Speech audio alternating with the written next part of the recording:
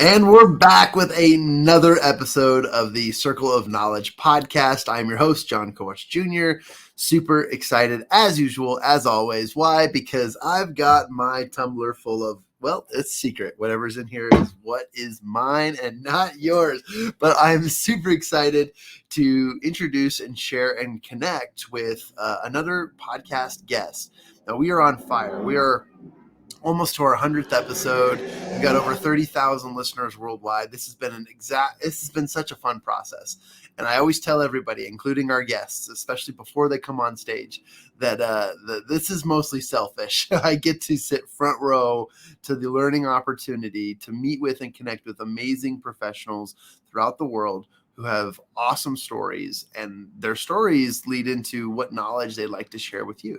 And that is something that's impactful for me because I have always been inspired by the background and the stories of people who take the time to share what they know, what they wish they would have known, and so much more, so that we can take one step further in our lives with new knowledge, new information.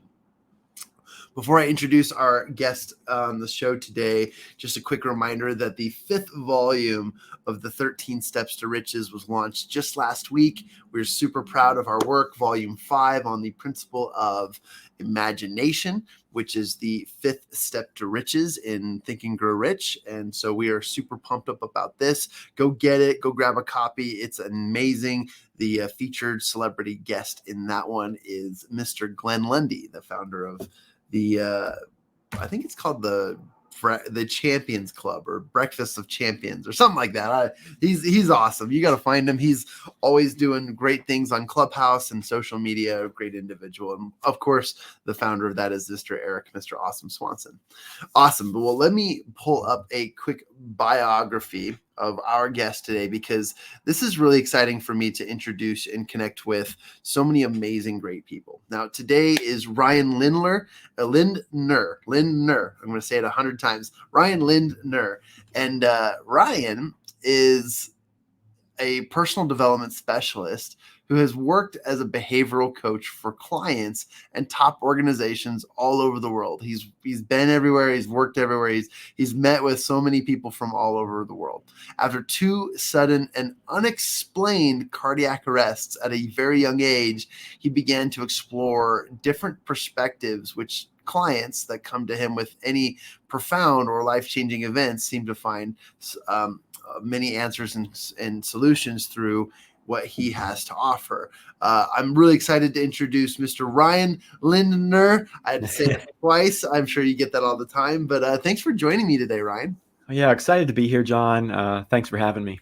Yeah, absolutely. And I always kick off the show by asking a couple of just open-ended questions. And these are, tell us where you came from and why you're here today. Now, I know there's a few cardiac arrests in the storyline here, but tell us what that's all about. Like, where did you come from? Tell us about your background. Yeah, so I grew up as a very, very hardcore introverted kid. Had real bad anxiety, and I was a people pleaser. Real sensitive, and I was drawn to, there's something wrong with me here, so introverted. And a lot of my clients actually would never guess that because I'm not shy. So there is a difference there.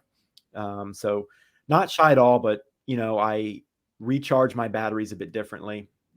Really drawn to wellness, ways to improve myself, ways to help myself and really help other people. Got into coaching. I've been a coach almost 20 years. Worked a lot with the military, and done thousands and thousands of sessions. I specialize in transitions, so a lot of times it's someone going through a big life change, and I work a lot with introverts as well. People suffering from anxiety, stress, how to overcome that, how to master that fear. Which is also common in business, getting out of that comfort zone. So that's a lot of what I deal with as well.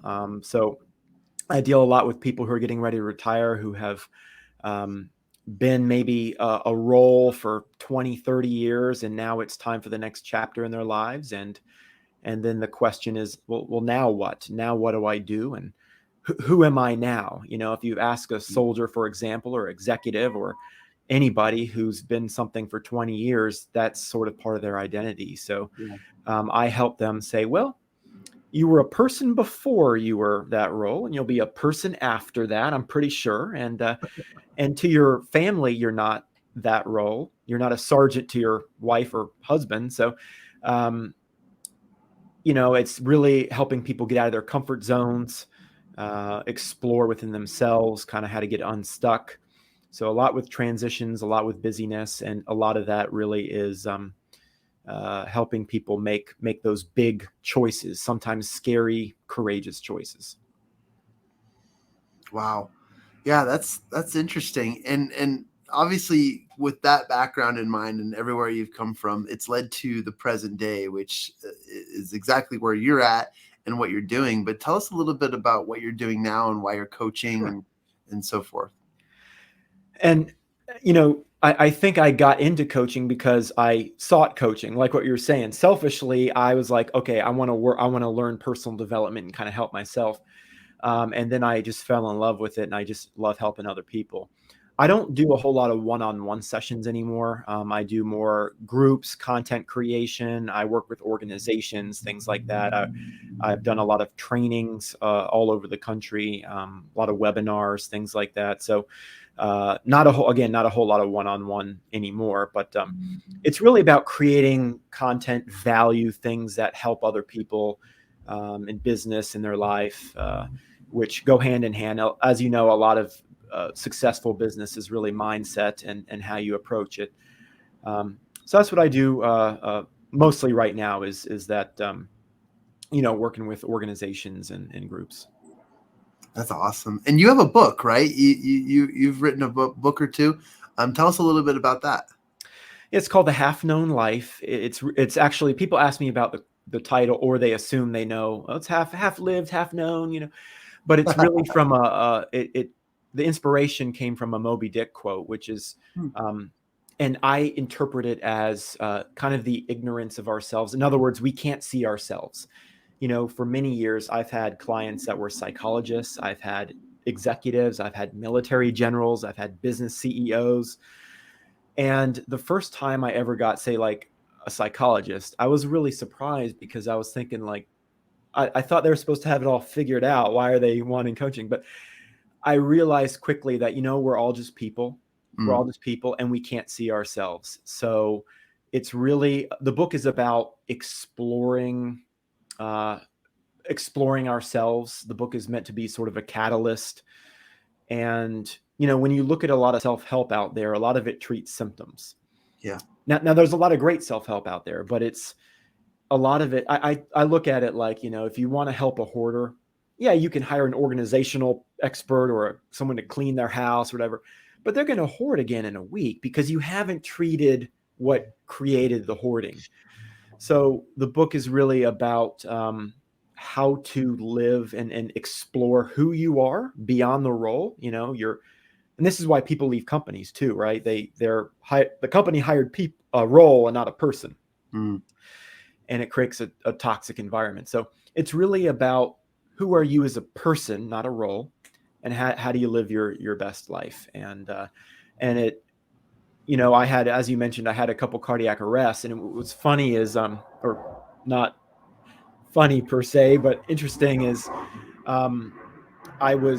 I just had a contract at a brand new company, and I was maybe there for 2-3 months, and I didn't have my health insurance lined up. I didn't have any paid time off, and I was back at work 5 days later taking clients, and I was hooked up to all these wires. And I'm sitting there and I'm listening to a client, and she's going on and on about, some problems she's having. And when you go through something like that, your whole perception of problems and choices that you make in life, it totally changes. And every session I had ever since has been completely different. And really, your whole life, your circumstances are often, your whole life is really just a series of micro decisions. That's really your current situation in your life is really just a series of micro decisions that you make. And everything in your life is really a reflection of your priorities, what's important to you. And so I have been keenly aware of that ever since the event, and I help clients get to that point. Brilliant.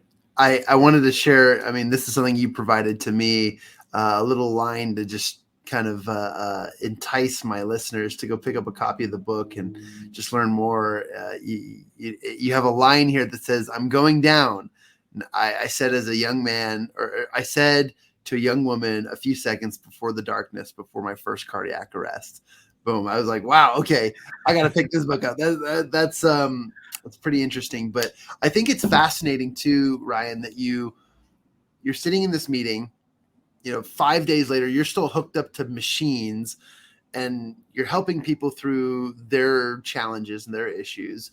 And you have this epiphany, right? And you recognize that, okay, these catastrophic events in our lives, though, that they can be the life altering, the decision making ones, but it doesn't have to come down to always a life altering major event to change our lives. Prodigal son story, right? Like, he's sleeping in a pigsty and he wakes up and he says, "Oh, I came to myself and I need to head back to, my family or my father or whatever." And I don't think people need to have that, but maybe I'm wrong, maybe I'm right. But it sounds to me like you have been able to help and identify ways to help people before it gets to that point, or when it does get to that point, how to make a safe transition to a new part of your life.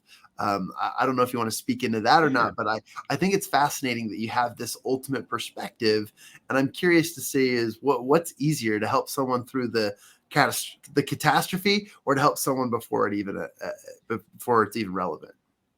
Yeah, that's a great point. And I want to point out that when I'm hooked to all these wires, a lot of my sessions at the time were virtual. So it's not like I'm Oh, in a cool. room with cooking, and a lot of them were telephonic as well. So I was on the phone. They couldn't necessarily see all that. But, they're talking about problems, and I'm quite literally teetering on consciousness at the time. So it definitely transforms. And I am dizzy 24/7. It's, I've seen world-renowned specialists, but it makes you really have to prioritize your energy, really, Wow. and in all the little micro decisions that you make. But yeah, one thing I do is, working with organizations, and I've been a part of a variety of studies as well, is I track patterns with clients, and that comes back to the book where, we can't see ourselves, and a lot of people think they know. Of course, I know what's important in my life. They're going to say family and, time with their kids and, a variety of things. But often they do not reflect it in those micro decisions.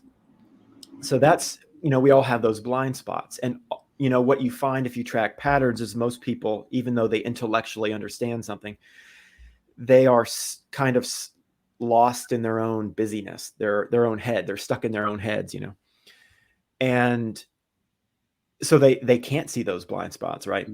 And often it takes a traumatic event, as you said, to pull them into the moment. Because, when you're in the ICU, you don't have any problems. I mean, your problem is that you're in the ICU, but you're not worried about mowing the grass or all the to-do list items when you're sitting in the ICU, right? You're just thankful that you're awake. And often, car accident, a diagnosis, whatever, those are the things that pull us into a moment of reflection, maybe the death of a loved one. And we say, whoa, what am I doing in my life here? What's really important? And you're right. That's kind of the goal is, hopefully you don't have to have something like that happen.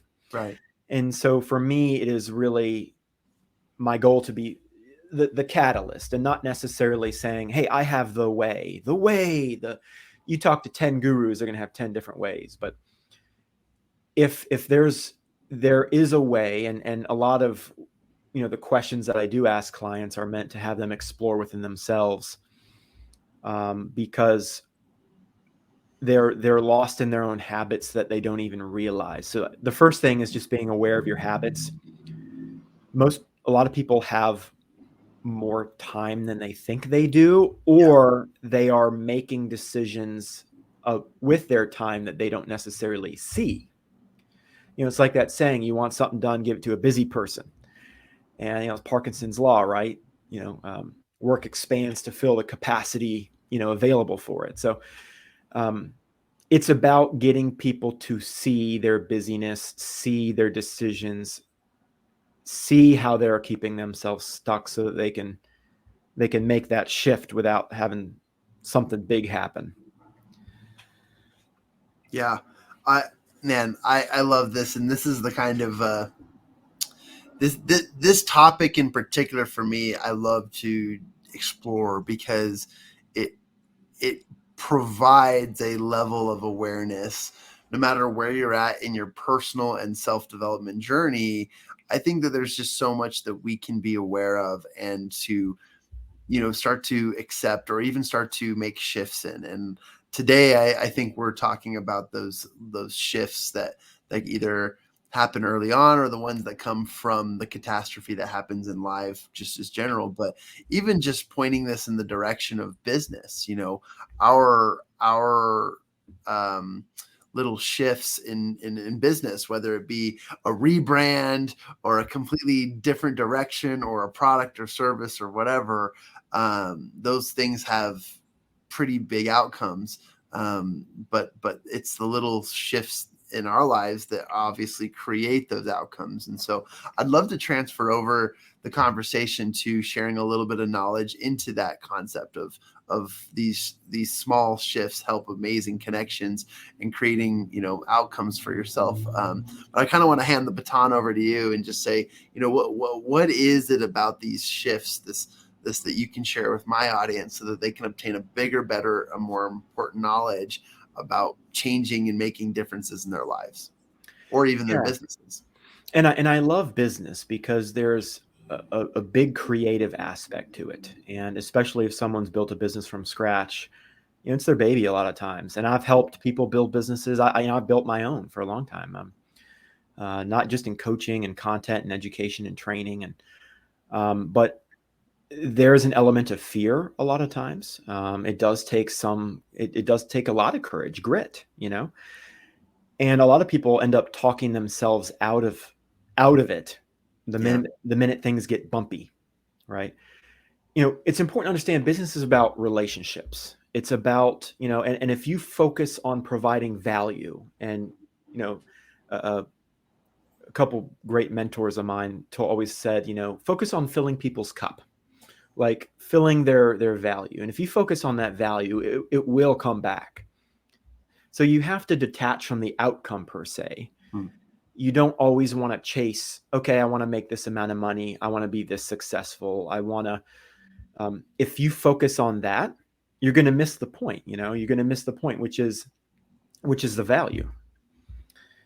And a lot of times people go 90% of the way and then they stop because they hit a wall, they hit a rejection, they hit a speed bump. So you have to decide, are you all in or are you all out?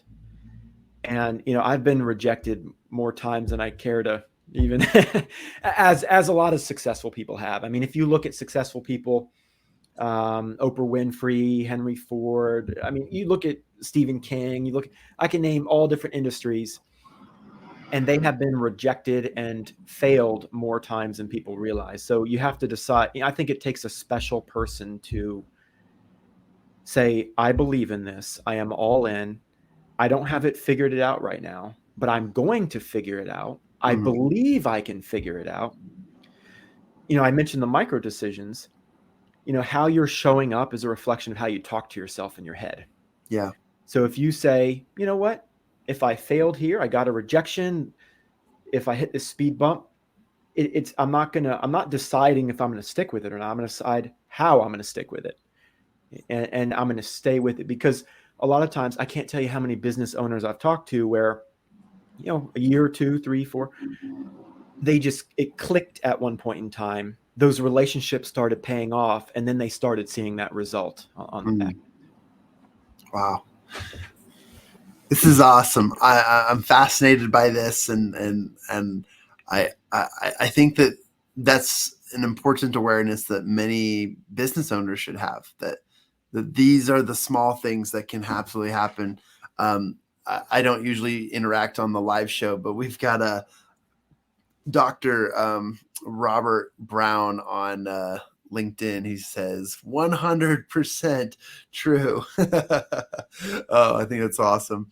And coming from the perspective of business, I mean, what do you recommend when what habits do you recommend business owners take immediately, or maybe even like right now, if they're just starting to come to themselves or creating that awareness right now that, some things need to change, some things need to shift, otherwise I'm going to burn out, or I'm going to push my body to a I keep using the word catastrophic, but to a breaking point, right?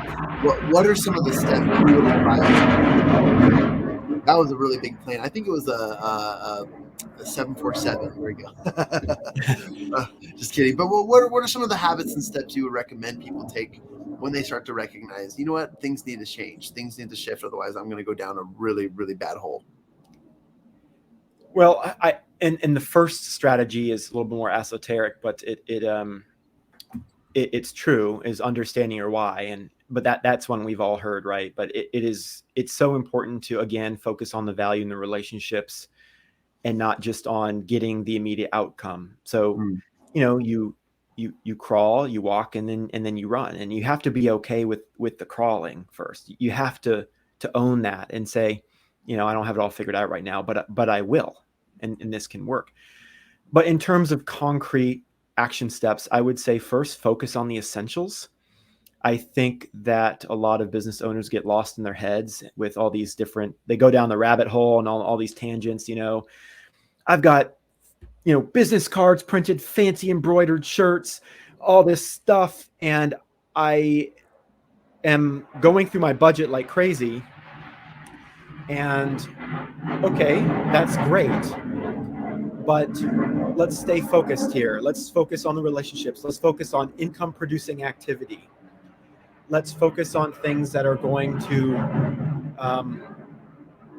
help me drive my actual business first, and there's only so much planning you can do. You get to a certain point where it's like you can only learn certain things by being in business and not just planning to be in business. Right. So at some point you got to start, and then you kind of learn things as you go, and you learn how to pivot.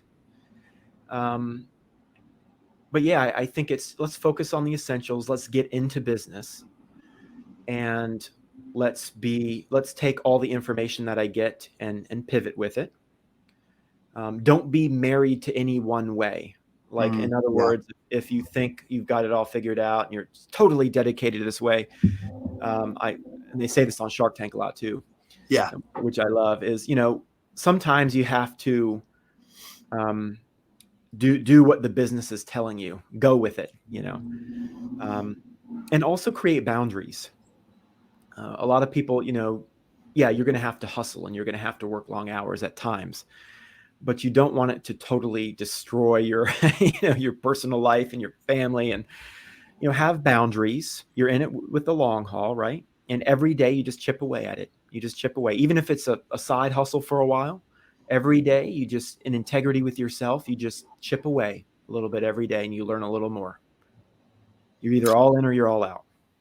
What's interesting of that, and I just thought of something as you were saying that, Ryan, is that so when an NFL team, right, when an NFL team hires a new head coach or a new offensive coordinator or a new defensive coordinator, whatever, they bring in a new coach because one, they're tired of the old one. They want to change. They want to figure something out. But most of these coaches are well known for the one thing that they do.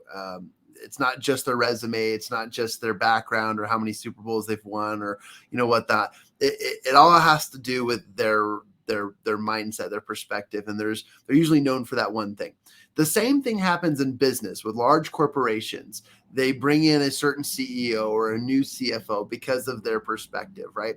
And you brought up something that I think is extremely transformational and really, really important, because these people are, yes, well known for what they've done or what they do or their mindset on how to run an organization. And they've done that through previous experience. But because they're known for one thing doesn't mean they're one dimensional. It means that they're adjustable. They are able to transfer into a new team, a new business, because of those shifts. And I think that you bring up something really, really cool. Given that you've worked with leaders before, it's not just about fixing the leader, fixing the individual, but you've talked about, Ryan, working on groups through culture and working on that interactional versus that transactional transitions. I'd love for you to speak into that too, because you just got me thinking about the small differences that small business owners can make, because we can oftentimes get stuck in our own boots. And that becomes the way things are done. But recognize that, these NFL coaches or these high profile executives or even the owners of great businesses, they're not one dimensional. They do have a system that works, but they're working with more than just themselves. They're working with a team. They're working with a culture. They're working with a completely dynamic group of humans that lead into the success of their business. And I'd love for you to speak into that interactional versus transactional type of cultural fix. Yeah, and I think you mentioned something that really resonated too, which is, and I made this mistake early on. I think, well, okay, so I do a variety of things. So I can do this, and this. And I give people a laundry list of things I can do for them. And I didn't get much response from it. So what I did was I said, okay, well, let me speak to people's pain. Let me just focus on that, because a lot of times people will come to you with a problem, and then they'll learn what else you can do for them. So if you speak to their pain and something resonates with them and they work with you, then they'll then go, oh, wow, he can do this too. He can do that. He can do that. He can do that. It's kind of like people are overstimulated, I think, because all people really care about at the end of the day is, can this person help me? And if you really understand how to do that, and you create that relationship, well, that's what it's all about, really. It's that relationship. So, and again, it's like that saying, people don't always remember what you say, but they always remember how you make them feel. And that's totally true. And yeah, like I would say local businesses, like just real methods that work. And I've trained so many like call centers and I've trained so many on communication. A way to nail an impression right away. People they notice two things about you. Number one is your competence. They get a feel for your competence. But number two is your warmth. They always even unconsciously. So if you're talking about just the interactional, not transactional, if you focus on your warmth, they're going to feel that. It's not so sterile like it is in a lot of business, right? Where it's transactional. If I go get coffee this morning or I go to a 7-Eleven, a lot of times it's just so transactional, right? People are just gonna, they're gonna tell me the price. They're just, it's not a real interaction. People can feel that, right? And I would say, so focus on warmth. And whenever you're speaking to someone, pause first. Let them get it all out. And that seems like such maybe cliche, is like, be a good listener. But what people care about most is being heard. And if you pause, let them get it all out, and then you use what I call a connecting phrase, which is validating what they say. It's like, oh man, I understand how you could feel that way. I totally get it. It happened to me once. Suddenly you have that relationship. And so, in other words, 3 easy steps. Number 1, your warmth. Number 2 is just pause. Because what most people do in an interaction is they're just ready to interject the next thing they have to say. Right. If you just pause, they get it all out, and then you just say a quick connecting phrase. And that's the empathy part, right? You're empathizing, you're validating what they're saying. And, if you call any customer service line, if you call, people aren't doing that. People aren't doing that. Like any industry I've worked in the property management industry, right? You call a property management company, the first thing they say is, how many bedrooms are you looking for? When are you looking to move? But what they should do is allow the person to talk, and then they can use that information to connect, right? And then they have a relationship. So. Yeah, I love that. And I love that you've brought in a couple examples of different industries, because again, those are great ideas, great examples for business owners and for the whole perspective of it all. I love this topic, and I love just jumping into just as small shifts to the greater transformations, and whether they're habits, culture, or even just organizational decisions. I think it's very, very, very important for all businesses, and even small businesses, or even entrepreneurs who haven't even started their businesses yet. Those ideas are important for you to step your foot in the right direction. Can I talk for a minute into, or not me? I don't want to talk. I want to hear from you. On the concept of being busy, because I feel like this is a topic too that a lot of my listeners are probably struggling with. That busy is not a great reason. Why you can't be the person or the thing or the wonderful reason to make change in your business or in your life. I know that we all struggle with being busy. Busy is the let's call it the what is that called? Busy is the, I forget the name, but the sugar pill. We'll just call it the sugar pill.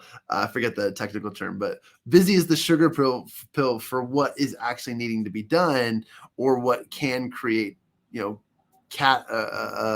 amazing change in anything you do in your business. But I want to ask you, just from your perspective as a coach, as a specialist, as a consultant, how does being busy damage, and how can we shift away from being busy to being effective?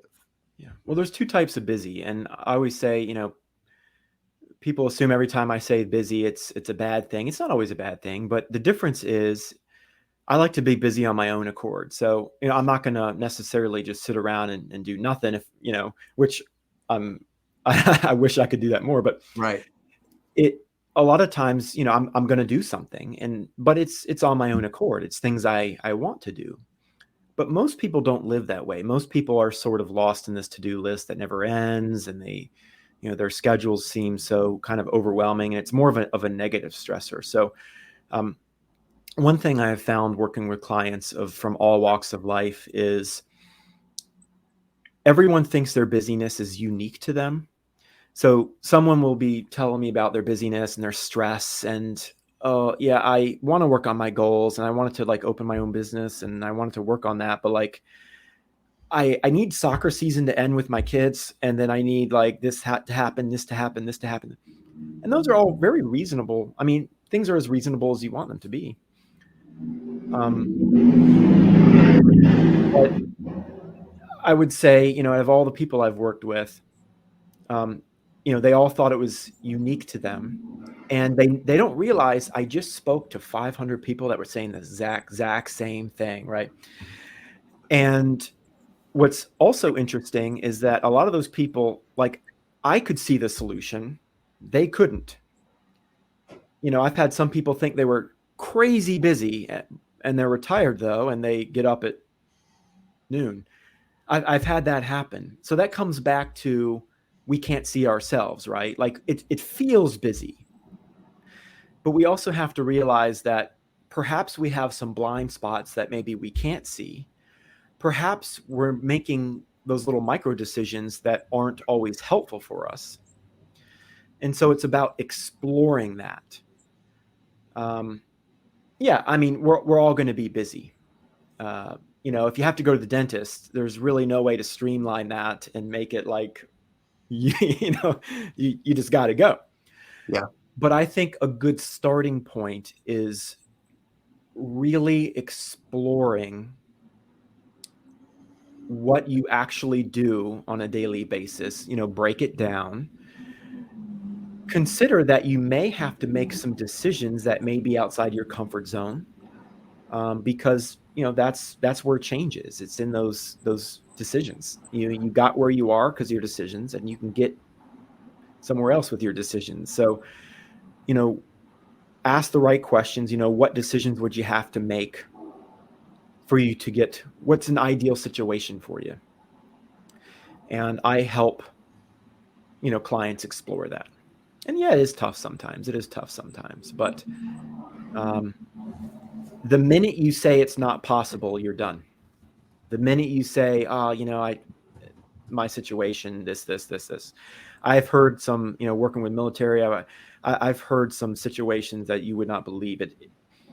But the minute you say, can't do it, it's my situation, and you stop thinking of the how, you've already thrown in the towel.